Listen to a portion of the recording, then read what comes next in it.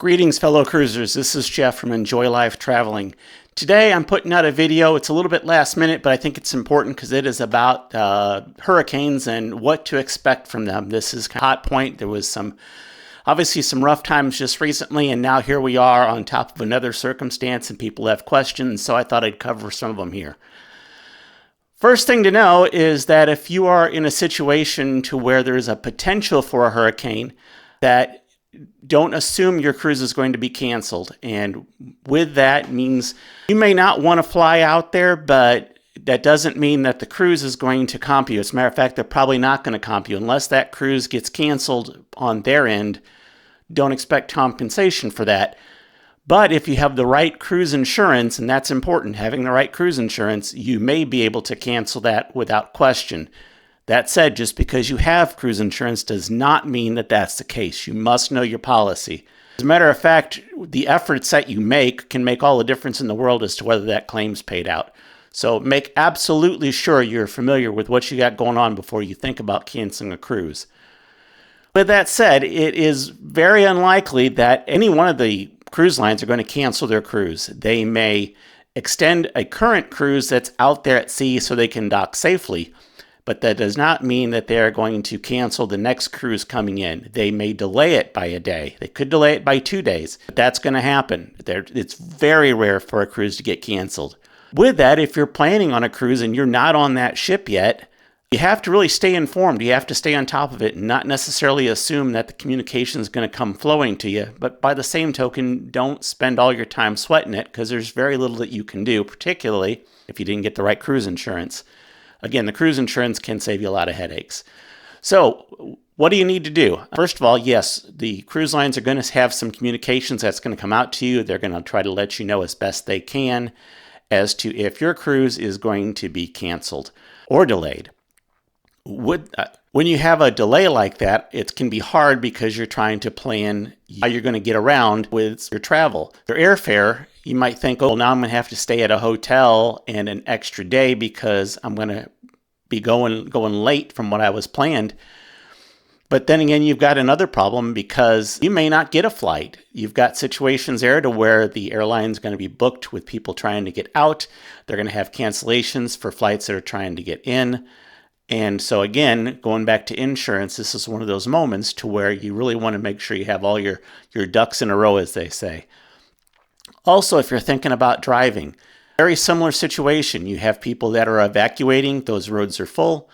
You have people that are trying to get in early and get hunkered down to a spot so they can get on a cruise if it's running late. So the roads can be kind of rough, and on a circumstance to where maybe there was just recently a hurricane, you may already have some damage that are making travel difficult. And that doesn't even get into going into a construction zone that was already there and pre-existing. So your drive-in or your flight-in can completely change, and you have to plan for that. That's one of the many reasons they say to at least travel into your cruise port 1 day early. There are plenty of people that will recommend traveling in 2 days early, and it's not a bad idea. But all that said, if you can give yourself some opportunity to be flexible to where if something happens, you can react to it, then you're going to be in the best spot. I would tell you that putting yourself in that mindset that things are going to change is, even if there's not a hurricane, you should have that mindset that things could change because that's just the nature of the beast. And you cannot count on any particular compensations. The only thing that you can control would be as if you have, the right insurance that says you can cancel for whatever reason. And yes, that's going to cost more, but if that's something that you're going to be kind of freaking out about, then that's going to be invaluable to you. They bring in the ship early, and you're on that ship. You have flights that you need to think about. Maybe you were hoping to get on something early, perhaps. And by, again, staying informed as to what's going on when you're on the ship, it can be, again, so helpful. The cruise ship will do everything they can to let you know what's going on so you have some expectations so you can be safe. But you still want to stay informed. And I've seen circumstances to where people are just absolutely freaking out because they need answers, and if you got the wrong person out there complaining with the wrong crowd, they can get people riled up and create an absolute mess when really there shouldn't be one. Getting worked up does absolutely nothing to help your situation. It absolutely nothing. I realize, as someone who has tons of anxiety, that that's easier said than done.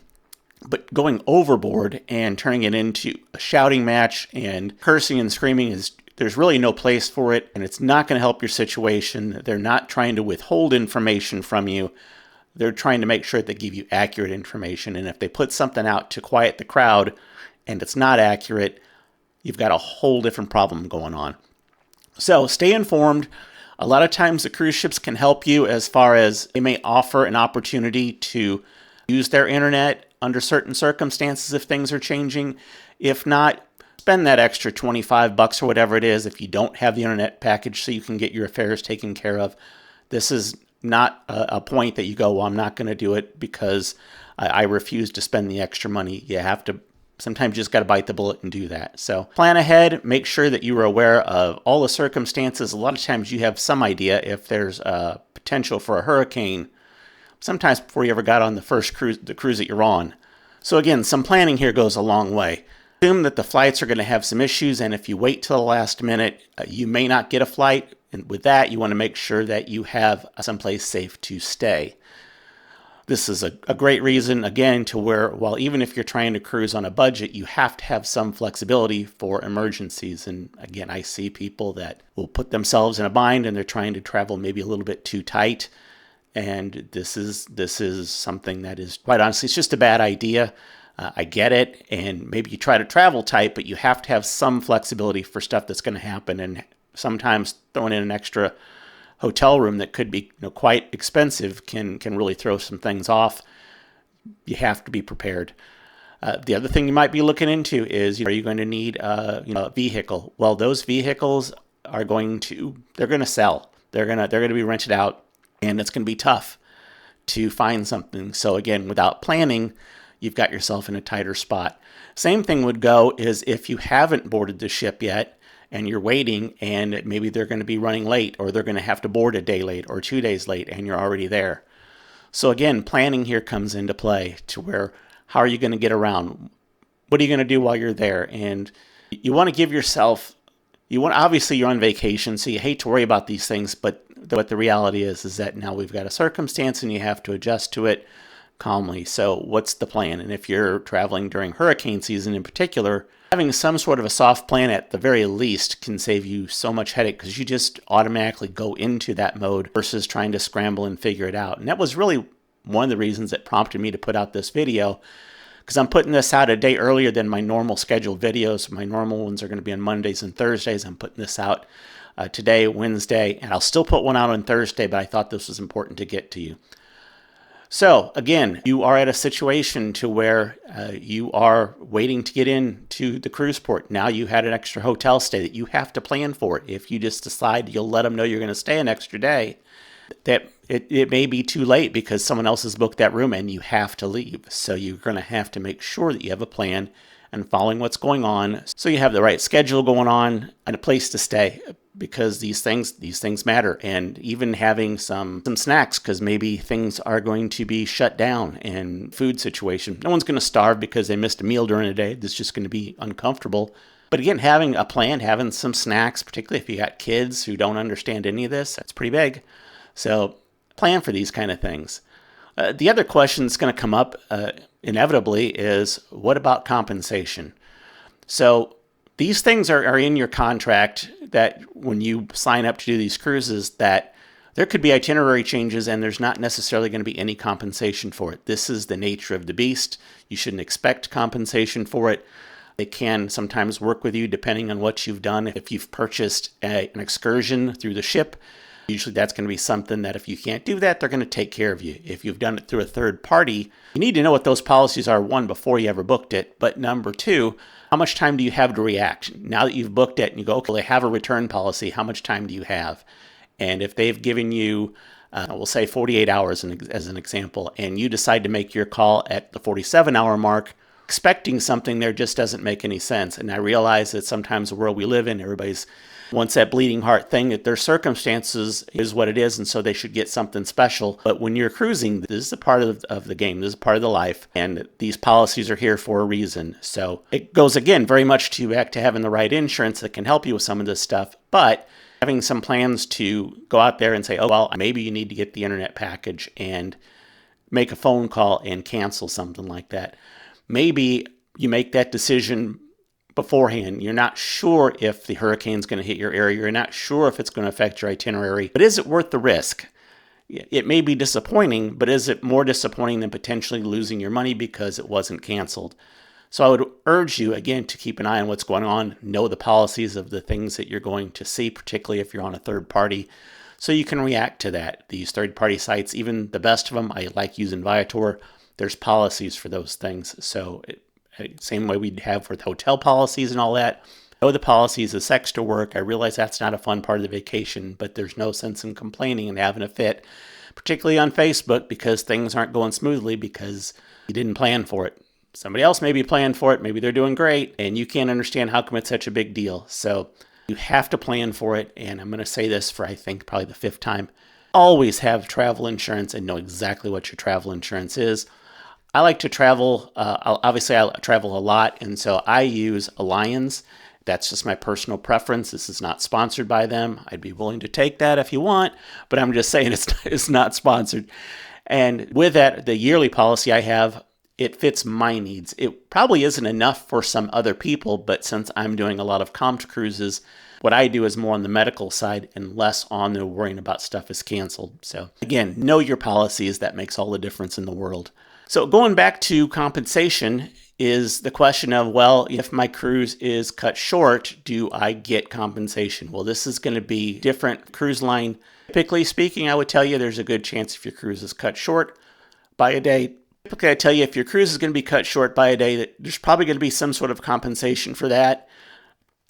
Whether that's you're already on the ship or even if you're starting late, that's probably going to work to your favor to get something, but don't expect to have the world handed to you because of this inconvenience. There's all these cruises out there. I think there's 9 current ships out at sea for the hurricane that's coming upon us. That's Milton, I believe it is, that are being affected by this in some way. Is everybody going to get the compensation? Are you going to get a free cruise because something happened? There's a great chance that no, because this, again, is the nature of the beast. You're supposed to have the insurance for it. Could something happen if there's incredibly rough seas and things just go horrific? First of all, know that is rare. These ships can outrun the storms. They can usually outrun the storms. They plan ahead. They've got people that are constantly monitoring the weather and projecting the trajectory of storms. But storms don't always follow the plans that were laid out on a computer simulation. So they're going to do everything they can to keep you in a safe spot. It's not something I would worry about. It does not at all affect the cruises that I book, but it is something that you need to be aware of if you're someone who is, for the lack of a better word, sort of high-strung and things are going to get to you and things get overwhelming.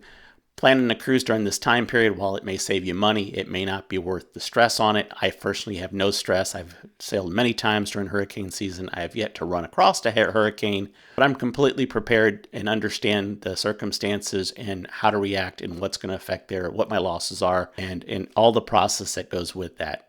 So when it comes to compensation, do not expect anything. And I would strongly encourage you to not use Facebook as your sole resource and hear people losing their minds, because a lot of times the things that people are losing their minds over they're not realistic, and they'll have people that'll be in that same bleeding heart. They weren't prepared either, that are going to go along and yes, this is ridiculous and why should this be? The fact is that they weren't prepared, and they got other people chiming in that were also not prepared, that were also not taking into the proper precautions and also making those assumptions that the world owes them something. And it's not the real world we live in. So when you're making these plans, you have to plan for the worst. Do not expect some compensation for them. So obviously the cruising community as a whole is very big. And some people have been through these. As I had said, I haven't had to go through a storm, but some others have. And there's going to be obviously some positive stories, some negative stories. I would like to see some of the comments that people have, whether it be about their circumstances that they've been in or their concerns. I will do everything I can to answer your questions. If I do not know the answer, I will do the best I can to look it up to get you the proper information. If you have stories, I'd like to hear those. I want the channel itself to be very positive, so if you can do that for me and try to have it I'm not going to have cursing in the chat and the over-the-top stuff. I do not believe in censoring. I do believe in freedom of speech, but I do not believe in freedom of audience. Just because someone wants to go crazy doesn't mean I have to listen to it. So I do want to hear what you have to say, but I want to hear it in a calm adult manner that takes into account that even if something happened that may have happened and didn't go the way you want, that you're also in the situation to hear that your feedback might be one that maybe was something that you didn't plan for there. Whenever you're putting stuff out, obviously I'm doing this and I've heard some negative stuff already in the newness of my channel. I wish that wasn't there, but again, that's not the real world. But again, I do want to hear from you. I want to know what's going on. I want to know where your concerns are, things that you've done to prepare. You might have some better tips that I haven't thought of, because I am putting this video out somewhat at last minute. I woke up this morning literally thinking I probably need to let some people know about some hurricane things versus what I was going to go into. So please put your comments below. I appreciate your support. And after you're done with this video, I would appreciate it if you watch this other video I've got that's going to be more tips and tricks. I've got a whole playlist I've been working on to give you the best information so you can react to all the different situations that are out there. And that video is going to be right here. Thank you so much for watching. Have a great day.